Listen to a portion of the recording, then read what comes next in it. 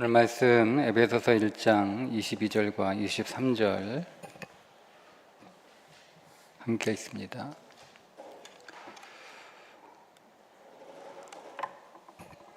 또 만물을 그의 발 아래에 복종하게 하시고 그를 만물 위에 교회의 머리로 삼으셨느니라.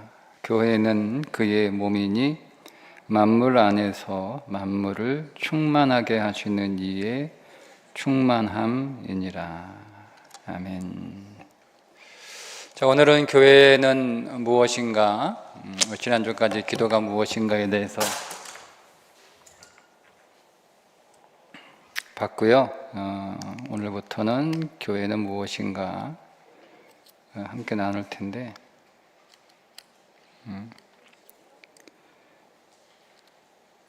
여러분이 교회라고 하는 단어를 들으시면 제일 먼저 여러분의 머릿속에 떠오르는 이미지는 아마도 종탑이 걸린 건물, 십자가가 걸려있는 예배당을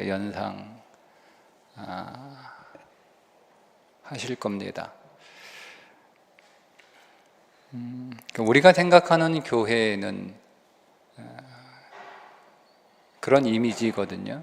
근데 성경이 말씀하고 있는 교회는 무엇인가? 우리가 생각하는 교회가 아니라 성경이 말씀하시는 교회가 참된 교회가 되겠죠. 오늘 여러분하고 나눌 이 교회는 무엇인가? 교회란 무엇인가? 교회의 정의에 관한 말씀은 단순히 신학적인 개념이 아니고 너무 어렵다. 그거는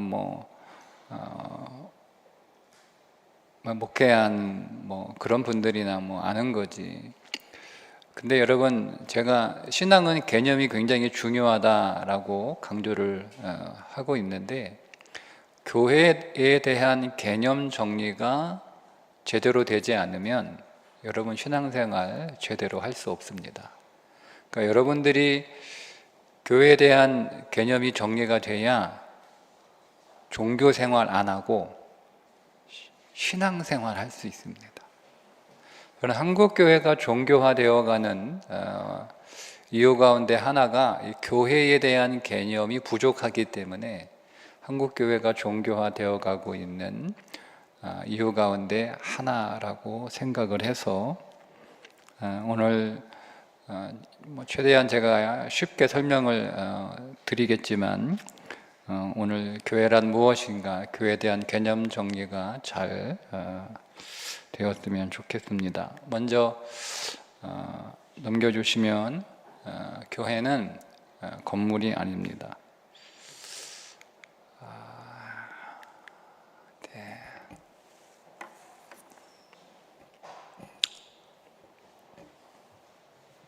제가 전과하고 좀 달라져서 좀 당황스럽네요.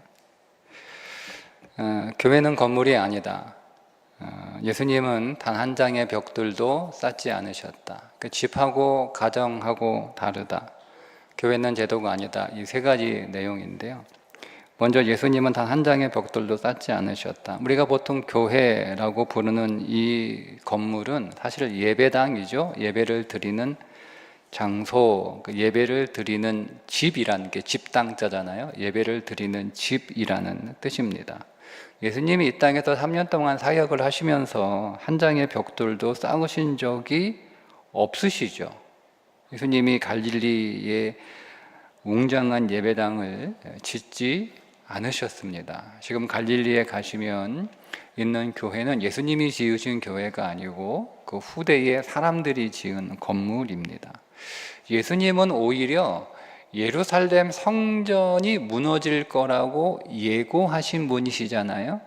예수님이 예루살렘 성전이 무너질 것을 예고하시면서 막 안타까워하시거나 슬퍼하시거나 그런 마음으로 예루살렘 성전이 무너질 거다라고 말씀하신 게 아니고 예루살렘 성전은 무너져야 한다라고 하는 당위를 가지고 성전이 무너질 거다 이렇게 말씀을 하신 점 우리가 기억할 필요가 있습니다. 예수님은 건물을 짓지 않으시고 산으로 들로 바다로 사람들을 찾으러 다니셨죠. 그래서 죄인의 집에 들어가시고 세리의 집에 들어가시고 왜냐하면 교회는 건물이 아니라 사람이기 때문에 예수님은 사람을 찾으러 다니셨지 건물을 지으러 다니지 않으셨던 겁니다. 집하고 가정하고 여러분 다른지 분명하게 여러분 잘 아실 텐데요. 집은 건물이잖아요. 콘크리트 벽돌로 쌓은 구조물을 집이라고 부르고, 가정은 그 집 안에 살고 있는 사람들이 살아가는 공동체. 그러니까 멋진 집이 있다고 해서 그 집에 살고 있는 사람들이 행복하다 그렇게 할 수 없잖아요. 반대로 작고 낡은 집이 있다고 해서 그 집에 살고 있는 사람들이 불행하다, 그 가정이 불행하다 이렇게 하지 않잖아요. 작고 낡은 집이라고 할더라도 사랑이 넘치는 곳이라면 그 가정은 아름다운 가정, 이렇게 우리가 말할 수 있습니다. 그래서 예배당을 집으로 비유하면 교회는 가정인 거예요. 가정. 그러니까 건물이 아니라 그 건물 안에 모인 사람들의 공동체, 그것을 교회라고 정의합니다. 또 교회는 제도가 아닙니다. 그러니까 우리가 자꾸 이제 교회를 변화시켜야 된다, 교회가 개혁되어야 된다, 뭐 이렇게 얘기할 때 보통 사람들이 교회 제도를 바꿔야 된다, 개혁해야 된다 이렇게 생각을 하거든요. 교회는 제도나 조직이 아니에요. 물론 교회 안에 직분도 있고 직책도 있고 또 각종 부서나 위원회, 이렇게 어떤 조직이 또 어떤 헌법에 의해서 어떤 제도가 갖추어져 있어서 질서가 존재하는 것은 사실이지만 그 제도 자체가 교회는 아닙니다. 예수님이 어떤 제도를 만드셨나요?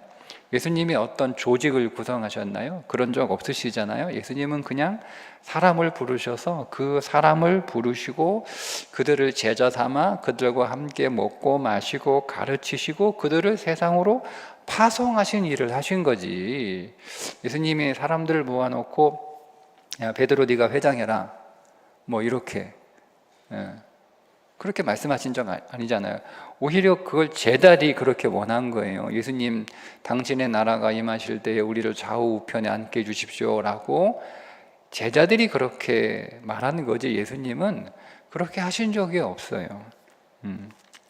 자, 두 번째, 교회는 부름받은 사람들의 모임이다. 그 에클레시아, 교회를 헬라어 단어로 에클레시아 이렇게 표기를 하거든요. 근데 이 에클레시아는 에크, 밖으로라고 하는 뜻이고요.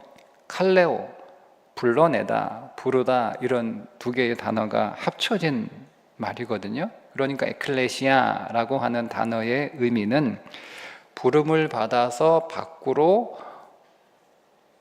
나온 사람들이란 뜻입니다. 근데 원래 이 단어는 정치적인 의미로 쓰였던 단어입니다.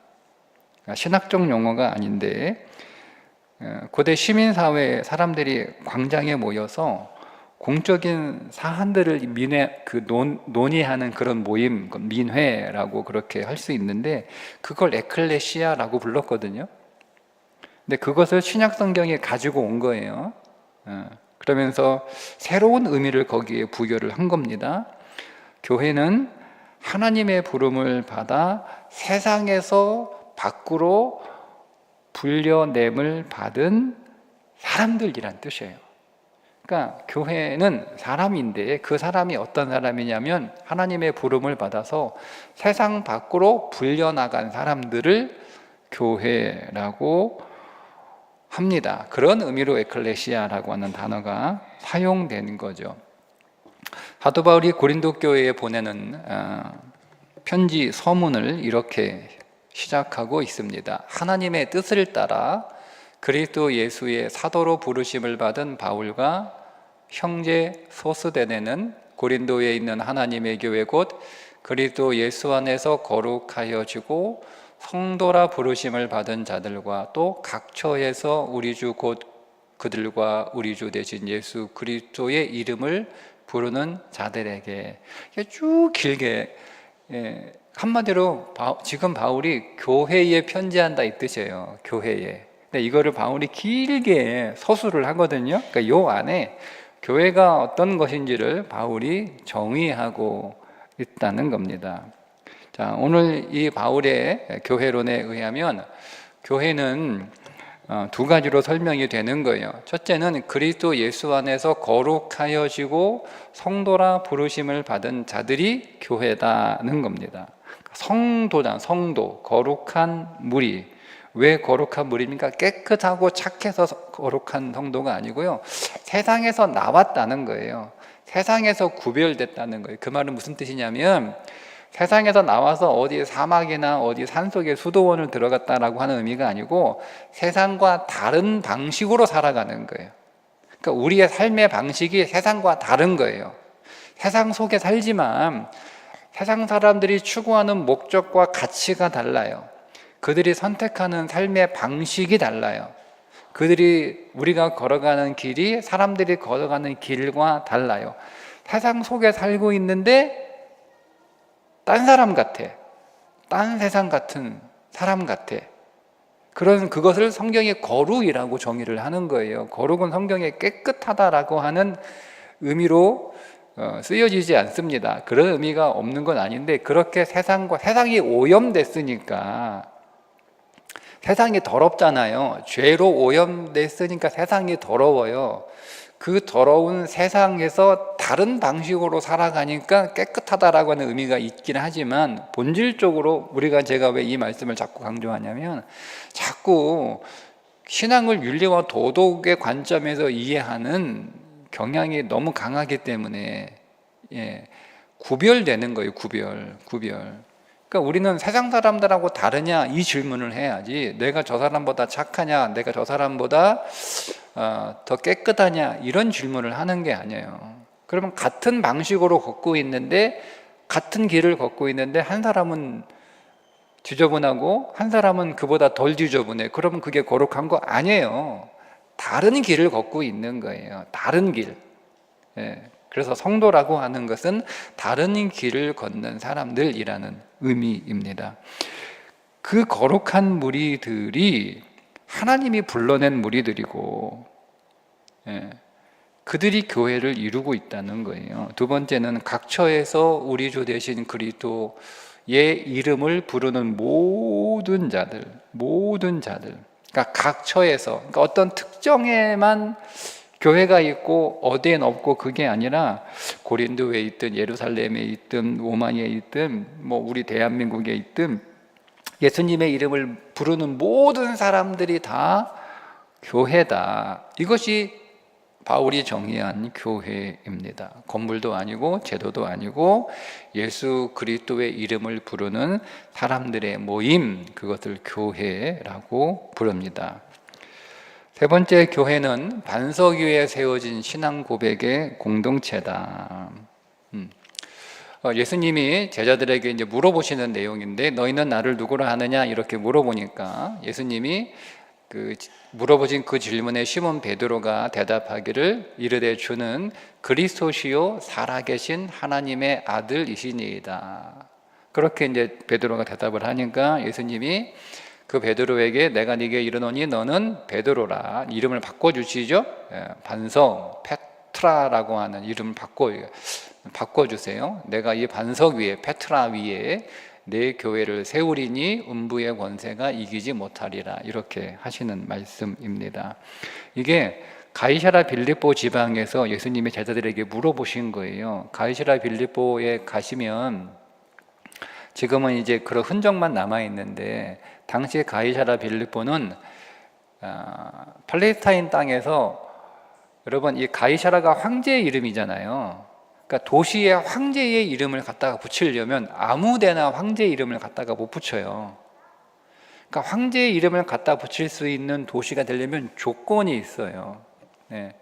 도서관이 있어야 되고 뭐가 있어야 되고 그러니까 그 조건을 충족했을 때 가이사라라고 하는 황제의 이름을 그 도시에 갖다가 붙일 수 있는, 그러니까 굉장히 화려한 도시, 그러니까 황제의 도시라고 할 만큼 굉장히 화려하고 웅장한 도시라고 하는 빌립보, 그 도시를 뒤에 배경으로 하시고 그 한가운데서 허름한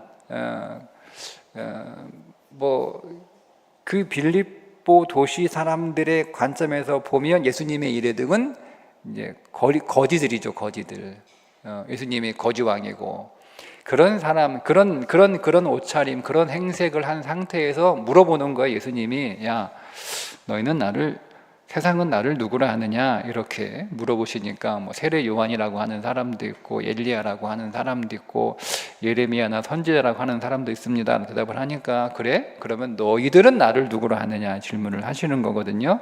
사람들이 나에 관하여 어떻게 생각하는지는 중요하지 않다는 거죠. 너희가 나에 대하여, 그러니까 여러분 세상에 하나님에 관하여 예수님에 관하여 뭐라고 말하는지는 사실은 중요하지 않고 정말 중요한 건 내가 예수님을 뭐라고 생각하느냐가 굉장히 더 중요하다라고 하는 질문입니다.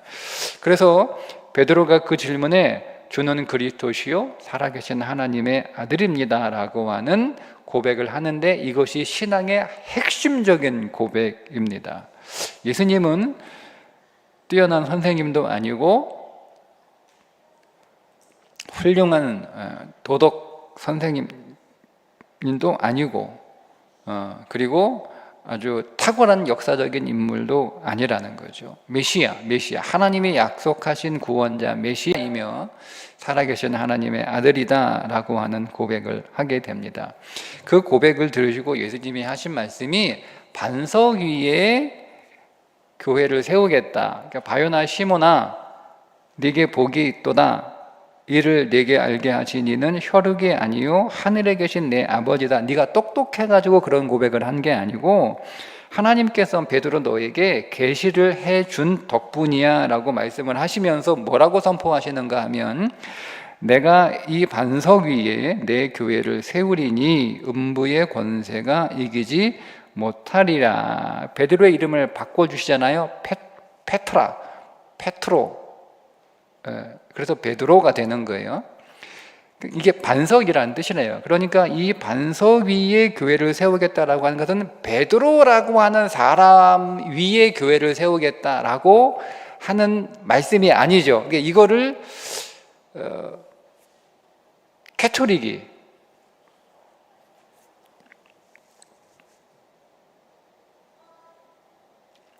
4세기에 기독교가 공인되고 국교화되면서 교황 제도가 생기잖아요. 근데 그 교황이 베드로의 사도권을 계승한 사람을 교황이라고 부르잖아요.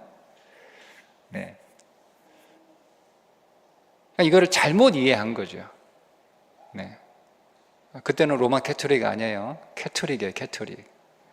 로마 캐토릭과 캐토릭을 오해하는 경향이 있는데, 지난주에 어느 청년이 저한테 와서 어느 질문 하나 하길래 제가 쭉 설명을 하니까 목사님 그거는 로마 캐토릭 아니에요? 라고 얘기하더라고. 저는 4세기 5세기 교회를 얘기하고 있는데 그게 로마 캐토릭이 아니냐 이런 얘기하니까 제가 다시 정정. 로마 캐토릭은 1517년 이후의 캐토릭을 로마 캐토릭이라고 부르는 거야. 프로테스탄트와 다른 이제 하나의 교파가 생긴 거잖아요. 그동안 쭉 캐토릭으로 나오다가 1517년에 종교개혁을 통해서 프로테스탄트가 나오면서 기존의 캐토릭은 로마 캐토릭이 된 거예요. 그러니까 그 이전에는 그냥 캐토릭, 유니버설 처치, 보편적 교회라고 부르는 거예요. 그러니까 어쨌든 잘못 이해를 한 거죠. 이 반석은 페트로, 사람이 아니고요. 베드로의 고백이에요, 고백. 그 고백 위에 교회를 세우겠다라고 하는 겁니다. 완전히 여러분 다르죠? 베드로라고는 사람 위에 교회를 세우겠다라고 하는 말씀이 아니었고 베드로가 한 고백이 반석이라는 거예요. 그 고백 위에 주님이 교회를 세우시겠다라고 하는 거예요. 그 고백이 뭡니까? 예수는 그리스도시요 살아계신 하나님의 아들이다. 우리가 왜 여러분 이단이라고 정죄하는 것 가운데 주요한 그 기준이 뭐냐면 예수를 그리스도로 고백하느냐거든요. 그러니까 예수님을 하나님으로 인정하지 않아요. 그리스도는 예수님이 하나님이라는 뜻이에요. 그러니까 예수를 하나님으로, 우리가 사도신경을 성부 하나님, 성자 하나님, 성령 하나님을 고백하는 게 사도신경 신앙 고백이잖아요. 그러니까 우리의 신앙 고백은 성부 하나님을 고백하는 거고, 성자 하나님을 고백하는 거고, 성령 하나님을 고백하는 게 우리의 신앙 고백인데, 예수를 그리스도로 고백하는, 살아계신 하나님의 아들로 고백하는 곳 위에 세워진 걸 교회라고 부르는 거고, 그래서 예수를 하나님으로 인정하지 않는, 그리스도로 인정하지 않는 곳을 우리가 교회가 아니다, 이단이다, 이렇게 얘기를 하는 거예요. 그러니까 이 고백 위에 교회를 세우신다라고 말씀을 하신 거죠. 그러니까 교회는 이 고백을 한 공동체, 이 고백 위에 세워진 공동체를 교회라고 부르는 겁니다. 자, 그리고 나서 음부의 권세가 이기지 못할 것이다, 이렇게 또 말씀을 하시잖아요. 그러니까 이거는 굉장히 엄청난 선포죠. 교회는 죽음의 권세 앞에서 절대 무너지지 않는다. 제가 그런 질문을 받아요. 이제 한국교회 큰일 났다, 교회 다 해산되고 없어진다, 이렇게 하면 제가 질문을 해요. 교회가 무너진 적이 있습니까? 있죠. 특히 우리 성결교회는 신사참배 거부해가지고 교회가 폐쇄됐잖아요. 그러니까 우리는 그거를 교회가 무너졌다라고 생각을 해요. 아니요, 그렇지 않죠. 교회가 무너진 적은 없어요. 제 건물이 무너진 적은 있어요. 그죠? 건물이 무너진 적은 있잖아요. 건물이 문을 닫은 적은 있죠. 그건 교회 건물이 무너진 거고, 교회 건물이 폐쇄가 된 거고, 교회가 문을 닫은 적은 있어요. 교회가 무너진 적은 없어요. 예루살렘 성전이 무너졌죠. 교회가 무너졌습니까? 교회가 사라졌습니까? 아니잖아요. 그래서 여러분이 교회라는 개념리가 굉장히 중요해요. 근데 그 교회는 음부의 권세가 이기지 못할 것이다. 지금 일단은 기독교 2000년 역사만 보더라도 수많은 탄압과 수많은 폭력을 우리가 당했잖아요. 예? 여러분, 50년 BC AD 50년부터 300년까지 250년 동안 핍박을 받았어요. 250년, 장장 250년 동안. 그 교회가 사라졌습니까? 아니잖아요. 공산주의 핍박도 받고 세속주의의 공격도 받았지만 교회는 사라지지 않습니다. 그게 약속하셨기 때문에 그래요. 음부의 권세가 이기지 못할 것이다 라고 약속을 하셨어. 왜? 그건 주님의 교회니까. 주님이 친히 세우시고, 그러니 주님이 친히 지키시고, 주님이 친히 보호하시니 교회는 무너지지 않습니다. 걱정하지 마십시오. 네 번째, 교회는 예수 그리스도를 주인으로 모시는 공동체다. 그러니까 내 교회를 세우리니 이렇게 말씀을 하시잖아요. 내 교회. 그러니까 교회의 주인이 누구라는 거예요? 주님이라는 거예요. 내 교회, 내 교회. 교회는 목사 것도 아니고 장로 것도 아니고 교회 개척한 개척 멤버의 것도 아닙니다. 교회는 그리스도 예수의 것입니다. 그런데 우리가 이거를 너무 잘 잊어버려요. 내 것인 줄 알아요. 그래서 내 뜻대로 해야 되고, 내 뜻을 관철해야 되고, 내 공로가 인정을 받아야 되고, 내 자리가 지켜져야 되는 거예요. 이게 교회에 대한 개념 정리가 잘못됐기 때문에 나타나는 부작용들입니다. 교회의 주인은 오직 한 분, 주님이 내 교회라고 말씀을, 베드로가, 바울이 내 교회라고 한 적이 없어요. 그렇게 헌신했는데, 목숨을 바쳐 헌신한 베드로가 반석 위에, 베드로의 신앙 고백 위에 교회를 세우시겠다고 하신 그 베드로조차도 내 교회라고 한 적이 없어요. 그러니까 교회는 주님의 것. 우리는 누구예요? 교회의 주인 되시는 주님으로부터 우리는 초대받은 사람들이에요. 우리는 초대받은 사람들이에요. 교회는 그러면 이렇게 주님으로부터 초대받은, 그래서 교회가 된 사람들이 이 건물 예배당 안에 모여서 뭘 합니까? 주님을 경배하고 주님의 뜻을 이루는 일을 합니다. 세 가지 여러분 기억하셔야 되는데, 첫째, 예수 그리스도를 주인으로 모이시는 거죠. 우리는 모여가지고. 주인이 뭐예요? 내 삶의 결정권자가 내 주인이잖아요. 내 삶을 누가 결정해? 부모가 결정하면 내 삶의 주인은 부모예요. 내 삶을 누가 결정해? 자식이 결정하면 내 삶의 주인은 자식이에요. 내 삶을 누가 결정해? 돈이 결정해요? 그러면 내 삶의 주인은 돈이에요. 내 삶의 주인이 뭐예요? 그 결정권자가 내 삶의 주인이에요. 내가 결정한다고 내가 내 삶의 주인이 아니고 나를 이렇게 결정하게 만드는 것이 무엇이냐? 그게 내 삶의 주인인 거예요. 그런데 교회의 모든 결정의 결정권자가 누구냐? 그게 하나님의 말씀. 그게 교회의 주인이라는 겁니다. 그분을 주인으로 모신다라고 하는 거예요. 그런 것처럼 우리의 모든 삶의 결정을 주님이 하시기 때문에 우리는 주님을 내 인생의 주인으로 모시는 교회가 되는 거죠. 모여서 그러면 그 주님을 주님이라고 고백한 사람은 모여서 뭐하냐? 경배하는 경배. 경배는 납작 엎드린다 이런 뜻입니다. 이게 경배의 뜻이에요. 막 노래하고 이런 게 경배가 아니고요. 납작 엎드리는 거예요. 납작 엎드리는, 내 모든 자아를 다 내려놓고 납작 엎드리는, 이게 노예들에게 사용된 단어예요. 노예들에게. 노예가 주인을 섬길 때 쓰는 단어예요. 그래서 노예가 주인 섬길 때 납작 엎드려서 그 주인을 섬기는 것처럼 이런 납작 엎드리는 태도와 마음을 가지고 한 자리에, 예배당 한 자리에 모여서 그 마음으로 찬양하고 그 마음으로 기도하고 그 마음의 태도를 가지고 말씀을 듣는 것, 그거를 경배라고 하는 거예요. 내가 불러준다, 내가 뭐 기도한다, 내가 설교 들어준다, 그건 경배 아니에요, 여러분. 그건 여러분 그냥 강의 들으러 가신 거고, 강연 시간이고 예배 시간 아니에요. 그러니까 우리가 기도하고 찬양하고 설교 듣고 하는 그 모든 그 마음의 자세는 납작 엎드리는 거예요. 납작 엎드리는 거. 그걸 경배. 그러니까 우리는 모여서 뭐 합니까? 경배합니다. 경배. 그 경배하고 난 뒤에 뭐 하냐면 그분의 뜻을 이루기 위해서 세상으로 파송되는 거죠. 그래서 예배는 예배당 안에서만 이루어지는 게 아니고, 그게 로마서 12장이잖아요. 너희 몸을 하나님이 기뻐하시는 거룩한 산 제물로 드리라. 이것이 너희가 드릴 영적 예배니라 라고 말씀하시고, 그 뒤에 뭐예요? 세상을 본받지 마라 이렇게 나오잖아요. 세상 속에 가서 우리가 하나님을 경배하는 삶을 살아가는 것.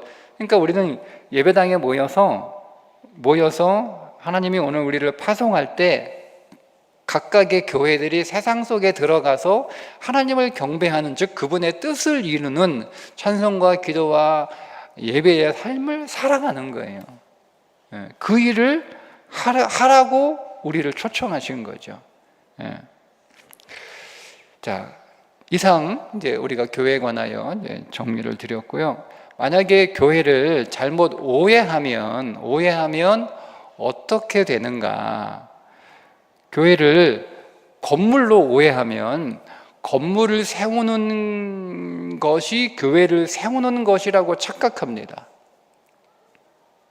그래서 내가 교회를 세웠어 할 때 내가 교회를 지었어 이렇게 생각하는 거예요. 교회를 지으면 내가 교회를 세웠다고 얘기합니다. 그래서 내가 큰 교회를 세우고 그러면 내가 큰 교회를 세웠다. 큰 건물을 세우면 내가 큰 교회를 세웠다.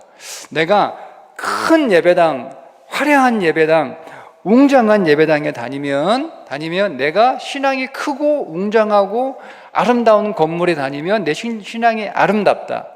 우리 교회가 건물이 작은 교회에서 큰 건물이 교회가 되면 교회가 성장했다. 이렇게 생각한다. 이렇게 착각한단 말이에요. 그냥 교회 건물이 커진 거예요. 교회 건물이. 물론 교회가 많아져서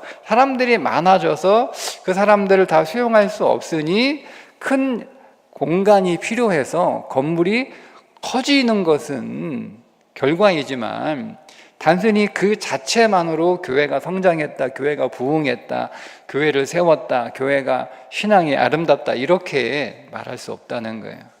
그러니까 여러분, 제가 왜 이 말씀을 드리냐면 정확하게 개념을 못 잡으면 자꾸 건물을 세우는데 자꾸 에너지를 써요. 건물을 화려하게 하는데. 그러니까 우리의 에너지가 거기에 쓰여져서는 안 되고 거기보다 더 많이 쓰여지는 게 내가 교회라니까요. 우리가 교회라니까요. 그러니까 우리가 교회다운 교회가 되는 일에 힘을 써야 돼요. 거기에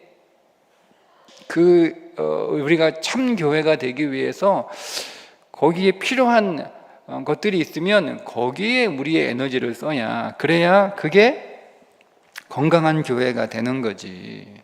근데 그런 게 없어. 그런 게 없고 건물만 이렇게 거대한 건물이 되면 그거는 영적으로 황폐할 수밖에 없다. 그러니까 여러분, 작은 건물의 교회, 작은 예배당을 가진 교회라 할지라도 그 교회가 오늘 말씀드린 교회라면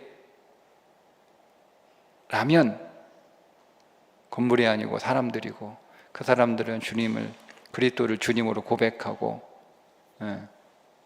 그래서 주님을 경배하고 세상에서 교회로 파송돼요. 교회로서의 역할을 잘하고 있는 사람들이 모여있는 곳이라면 설사 그 건물이 작아도 그 교회는 살아있는 교회가 되는 거예요. 살아있는 교회. 그리고 교회가 타락했다라고 하면 건물이 낡았다는 뜻이 아니잖아요. 제도가 낡았다는 뜻이 아니거든요. 교회는 사람이니까 교회가 타락했다라고 하는 것은 사람이 타락했다고, 사람이 부패했다는 뜻이에요.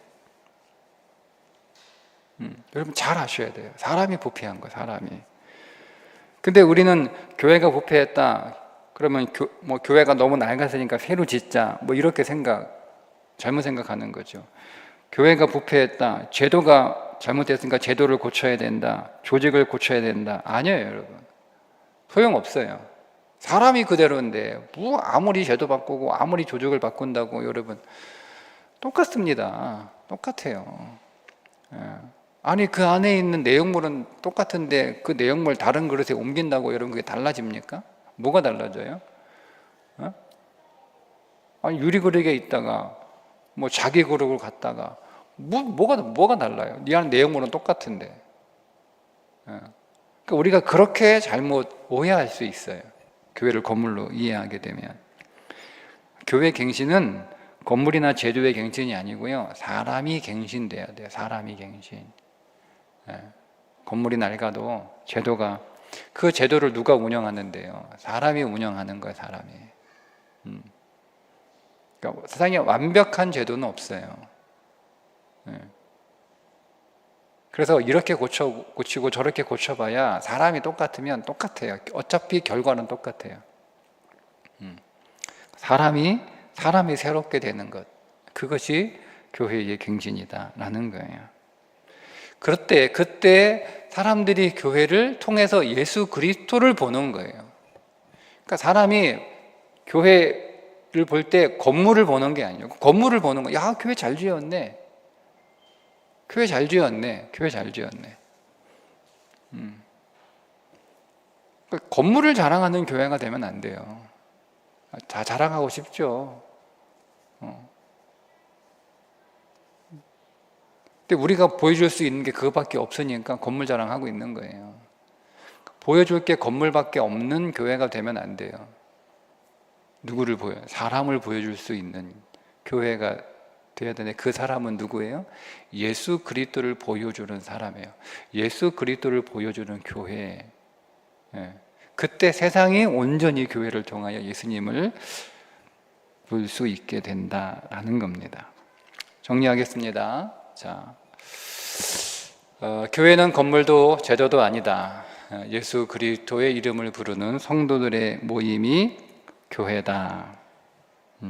두 번째, 교회는 베드로의 신앙 고백, 예수는 그리스도시요 살아계신 하나님의 아들이시라는 반석 위에 세워진 공동체다. 이것이 나의 고백이 될 때 내가 교회가 되는 거예요. 교회는 예수 그리스도를 주인으로 모시고 그분을 경배하며 그분의 뜻을 이 땅 위에 이루어가는 사람들의 모임이다. 그래서 교회다운 교회는 그리스도를 닮아가는 사람들이 많은 교회가 교회다운 교회입니다. 여러분이 어느 교회를 다니고 싶으세요? 종교인들은 편하고 이름 있는 그런 교회를 찾아다니겠죠. 프로그램 좋은 교회, 찾아다니겠죠. 뭐 다 그런 사람들이 종교인이다라고 말하는 게 아닌데, 아니고 본질이에요. 본질. 어느 교회든 우리가 그리스도를 만날 수 있는 교회, 그리스도를 닮은 사람들이 있는 교회, 그 교회가 좋은 교회예요. 여러분 그런 교회 다니세요. 그런 교회. 네. 자, 마지막 결론. 우리가 교회이다. 우리가 불렀던 찬양처럼 여러분들이 교회입니다. 여러분들의 삶이 세상을 향한 교회의 증거입니다. 예배당을 나서는 순간부터 우리는 흩어져서 세상 속으로 들어가잖아요. 가정으로 가고, 직장으로 가고, 학교로 가고, 시장으로 가고, 마트로 가고 간단 말이에요. 그 삶의 자리에서 예수 그리스도를 주인으로 모시는 교회로 살아가는 거예요. 내 삶의 주인은 예수 그리스도. 내 모든 선택의 주권은 그분에게 있어요. 그분이 결정하는 거예요. 그걸로 사람들에게 보여주는 거예요. 그때 여러분 이게 얼마나 놀라운 말씀이에요. 음부의 권세가 이기지 못한다. 무엇을 이기지 못해요? 교회를 이기지 못해요. 여러분들이 교회가 되면 음부의 권세가 여러분들을 이기지 못합니다. 그러니까 여러분들이 교회가 되시는 거예요. 내가 교회가 되면, 적어도 내가 교회가 되겠다고 노력하고 애쓰고 있다면 우리의 삶에 나를 무너뜨리려고 하는 그 악한 대적들의 공격이 아무리 거세도 약속하셨잖아요. 음부의 권세가 교회를 이기지 못해요. 내가 교회가 되면 결코 그 어떤 권세가 나를 이기지 못합니다. 그 약속 여러분 굳게 믿으시고 교회 되시기를 주님의 이름으로 축복합니다. 기도하겠습니다. 교회는 건물이 아니라 사람입니다. 교회는 조직이 아니라 공동체입니다. 교회는 예수님을 보여주는 주님의 몸입니다. 하나님, 이런 교회를 세우는 신앙을 가진 그리스도인 되게 하여 주옵소서. 이제는 우리 주 예수 그리스도의 은혜와 하나님 아버지의 극진하신 사랑과 성령님의 감화 감동 교통 역사하심이 오늘 다시 하나님이 세우신 참된 교회가 되기를 고백하고 결단하는 우리 모두들 머리 위에 이제부터 영원토록 함께 하시길 간절히 축원하옵나이다. 아멘.